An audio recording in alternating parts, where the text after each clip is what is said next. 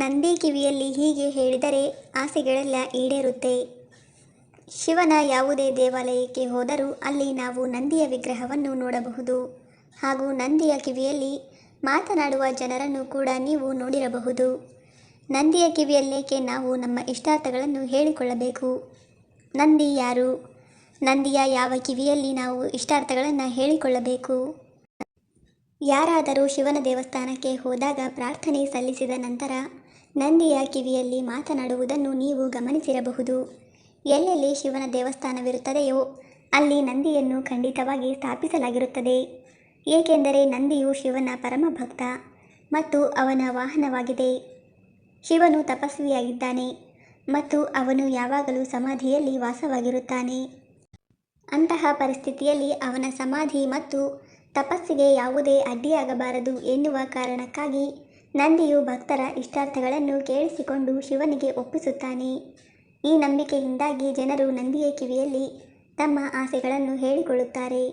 ನಂದಿಯ ಕಿವಿಯಲ್ಲಿ ಇಷ್ಟಾರ್ಥಗಳನ್ನು ಹೇಳಿಕೊಳ್ಳುವುದು ಹೇಗೆ ಗೊತ್ತೇ?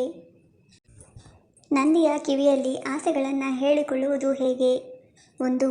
ನಂದಿಯ ಕಿವಿಯಲ್ಲಿ ನಿಮ್ಮ ಆಸೆಗಳನ್ನು ಹೇಳಿಕೊಳ್ಳುವ ಸಮಯದಲ್ಲಿ ನೀವು ಹೇಳುವುದನ್ನು ಬೇರೆ ಯಾರೂ ಕೇಳಿಸಿಕೊಳ್ಳಬಾರದು ಎಂಬುದನ್ನು ನೆನಪಿನಲ್ಲಿಡಿ. ನೀವು ಏನು ಹೇಳುತ್ತೀರೋ ಅದು ನಿಮ್ಮ ಹತ್ತಿರ ನಿಂತಿರುವವರಿಗೂ ಕೇಳಿಸಿಕೊಳ್ಳದಂತೆ ನಿಧಾನವಾಗಿ ಹೇಳಿಕೊಳ್ಳಿ. 2. ನಂದಿಯ ಕಿವಿಯಲ್ಲಿ ಮಾತನಾಡುವಾಗ ನಿಮ್ಮ ಕೈಗಳಿಂದ ನಿಮ್ಮ ತುಟಿಗಳನ್ನು ಮುಚ್ಚಿಕೊಳ್ಳಿ. ಇದರಿಂದ ನೀವು ಆ ಮಾತನ್ನು ಹೇಳುವುದನ್ನು ಬೇರೆ ಯಾರೂ ನೋಡುವುದಿಲ್ಲ. 3. ನೀವು ಎಂದಿಗೂ ಇನ್ನೊಬ್ಬ ವ್ಯಕ್ತಿಯ ಬಗ್ಗೆ ಕೆಟ್ಟದಾಗಿ ಮಾತನಾಡಬಾರದು ಅಥವಾ ಇನ್ನೊಬ್ಬ ವ್ಯಕ್ತಿಯ ಬಗ್ಗೆ ಕೆಟ್ಟದ್ದನ್ನು ಬಯಸಬಾರದು. ಇಲ್ಲದಿದ್ದರೆ ನೀವು ಶಿವನ ಕೋಪಕ್ಕೆ ಒಳಗಾಗಬೇಕಾಗುತ್ತದೆ. 4. ನಂದಿಯ ಕಿವಿಯಲ್ಲಿ ನಿಮ್ಮ ಇಚ್ಛೆಯನ್ನು ಹೇಳುವ ಮೊದಲು ನಂದಿಯನ್ನು ಪೂಜಿಸಿ ಮತ್ತು ನಿಮ್ಮ ಇಷ್ಟವನ್ನು ಹೇಳಿದ ನಂತರ ನಂದಿಯ ಬಳಿ ಸ್ವಲ್ಪ ನೈವೇದ್ಯವನ್ನು ಇರಿಸಿ. ಈ ಉಡುಗೊರೆ ಹಣ ಅಥವಾ ಹಣ್ಣುಗಳ ರೂಪದಲ್ಲಿ ಕೂಡ ಇರಬಹುದು. 5. ನಿಮ್ಮ ಆಸೆಯನ್ನು ನಂದಿಯ ಎಡಕಿವಿಯಲ್ಲಿ ಮಾತ್ರ ಹೇಳಬೇಕು. ಎಡಕಿವಿಯನ್ನು ದೇವಿಯ ಕಿವಿ ಎಂದು ಪರಿಗಣಿಸಲಾಗುತ್ತದೆ. ಪಾರ್ವತಿ ದೇವಿಯು ಶಿವನ ಪತ್ನಿಯಾಗಿದ್ದಾಳೆ ಮತ್ತು ಆಕೆಯ ಇಚ್ಛೆಗಳು ಸಹ ಶಿವನಿಗೆ ಮುಖ್ಯವಾಗಿದೆ. ಆದ್ದರಿಂದ ನಂದಿಯ ಎಡಕಿವಿಯಲ್ಲಿ ನಿಮ್ಮ ಇಚ್ಛೆಯನ್ನು ಹೇಳುವ ಮೂಲಕ ನಿಮ್ಮ ಸಂದೇಶವು ಪಾರ್ವತಿ ದೇವಿಯನ್ನು ಸಹ ತಲುಪುತ್ತದೆ ಮತ್ತು ಆಕೆ ನಿಮ್ಮ ಆಸೆಯನ್ನು ಪೂರೈಸುವಲ್ಲಿ ಶಿವನಿಗೆ ಸಹಾಯ ಮಾಡುತ್ತಾಳೆ. ನಂದಿ ಯಾರು? ಶಿಲಾದ ಎನ್ನುವ ಋಷಿಯು ಬ್ರಹ್ಮಚಾರಿಯಾಗಿದ್ದನು. ಆದರೆ ತನ್ನ ಪೀಳಿಗೆಯನ್ನು ಮುಂದುವರಿಸಿಕೊಂಡು ಹೋಗುವುದಕ್ಕಾಗಿ ಒಂದು ಮಗುವನ್ನು ಪಡೆದುಕೊಳ್ಳುವ ಆಸೆಯನ್ನು ಹೊಂದುತ್ತಾನೆ. ಇದಕ್ಕಾಗಿ ಶಿಲಾದ ಋಷಿ ಶಿವನನ್ನು ಕುರಿತು ಕಠಿಣ ತಪಸ್ಸನ್ನು ಮಾಡಿ ಮರಣವೇ ಇಲ್ಲದ ಪುತ್ರ ಸಂತಾನವನ್ನು ಪಡೆದುಕೊಳ್ಳುತ್ತಾನೆ.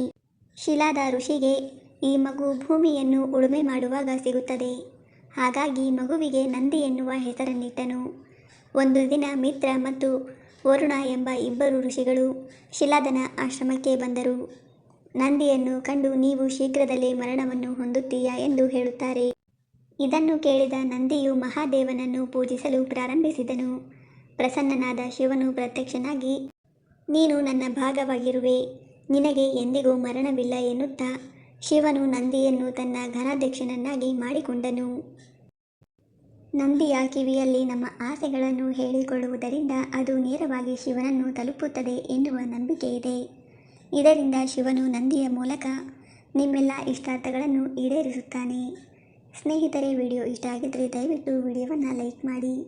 ಹಾಗೆ ನಮ್ಮ ಚಾನಲ್ಗೆ ಸಬ್ಸ್ಕ್ರೈಬ್ ಆಗೋದನ್ನು ಮರಿಬೇಡಿ. ಧನ್ಯವಾದಗಳು.